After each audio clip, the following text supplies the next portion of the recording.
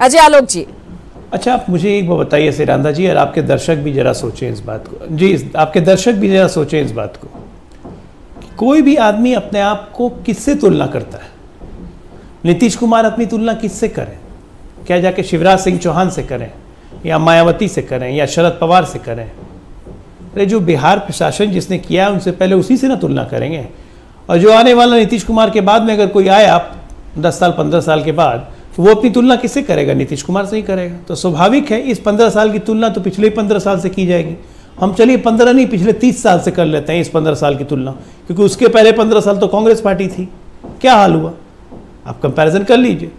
दूसरी बार बार बार कह रहे हैं उपचुनाव उपचुनाव उपचुनाव में 3 जीते। जाइए भैया, आप उपचुनाव जीत के खुश रहिए, हम जनरल चुनाव जीत लेते हैं, आप लोग उपचुनाव जीतते रहिए, ठीक है।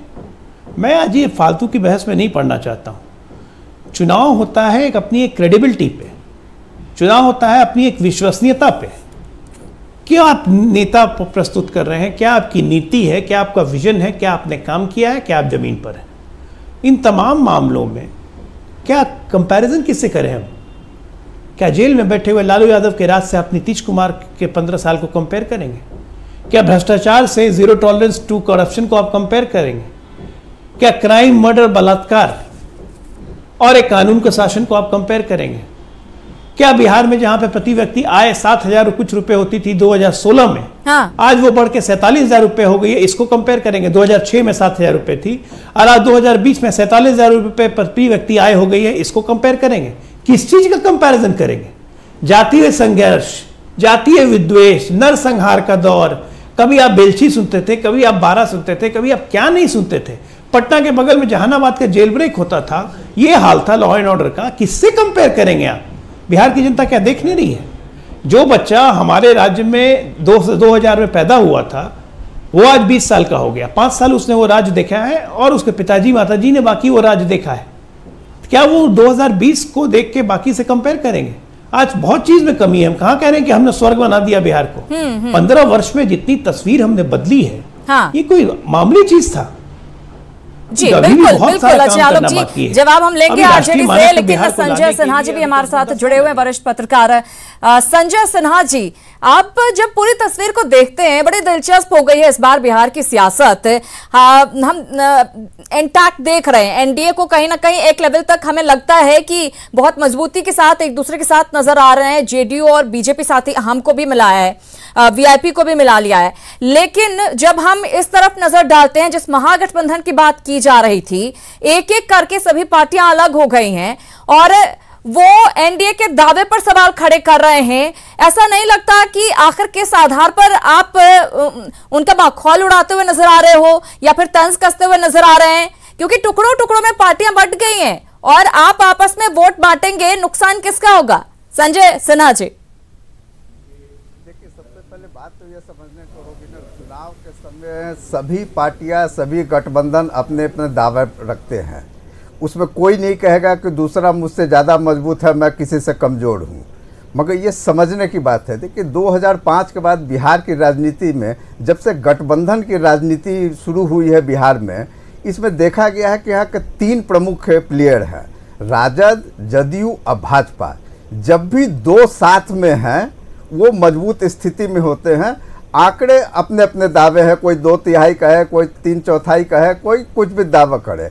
मगर ये बिल्कुल स्पष्ट हो गया बिहार के राजनीति में कि 2 दल इनमें 3 में जब भी साथ रहेंगे, उनके पास ज्यादा ताकत होगी, उनको एडवांटेज होगा। इसमें 2005 के बाद बिल्कुल स्पष्ट हो गया है। चाहे तो वो 2010 के बाद जो कि राजग आज एनडीए बोल रही है, चाहे 2015 में जब जदयू और राजद साथ में थी, तो ये बिल्कुल स्पष्ट है बिहार की राजनीति में।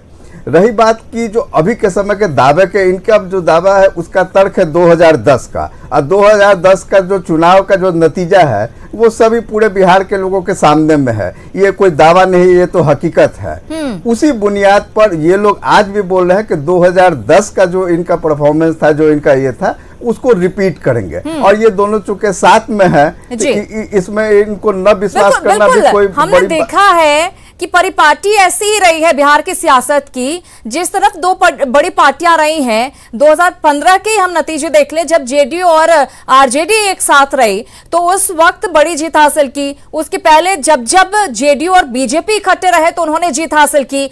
तो क्या लगता है कि वो परिपाटी बनी रहेगी, वो परंपरा बनी रहेगी, या फिर जो 15 सालों से नीतीश कुमार मुख्यमंत्री के पद पर बने हुए हैं उसका एंटी इनकम्बेंसी भी हो सकता है?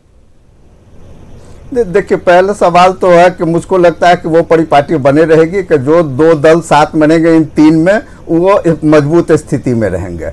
रही बात कि 15 साल बनाम 15 साल है, देखिए एक जो चुनाव के समय में ना वोटर के मन में एक परसेप्शन होता है, और जो राजद का जो 15 साल का पहले का जो शासन था और उसके बाद 15 साल का जो शासन नीतीश कुमार के समय में है, दोनों में इसलिए तुलना हो रहा है कि अभी भी बहुत वोटर है जो कि दोनों समय 15 साल देखे हुए हैं। हाँ। और ये परसेप्शन की बात होती है कि राजद के समय का जो 15 साल है उसमें चाहे तो कानून व्यवस्था हो, उसमें हकीकत और दावे और हर एक पार्टी का अपना अपना नजरिया है उसको बताने का, मगर आम लोगों में उसकी बहुत अच्छी धारणा नहीं है उस 15 साल का, चाहे अच्छा। उसको जंगल राज का है, चाहे जो उसका जो भी नाम से आप बोले।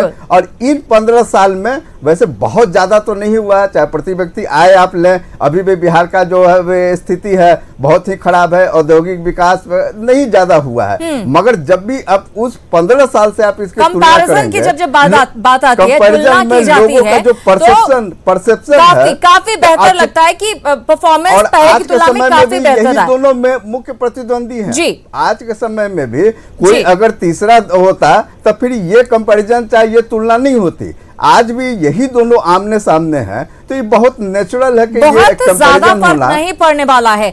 लेकिन संजय टाइगर जी, आपसे समझना चाहूंगी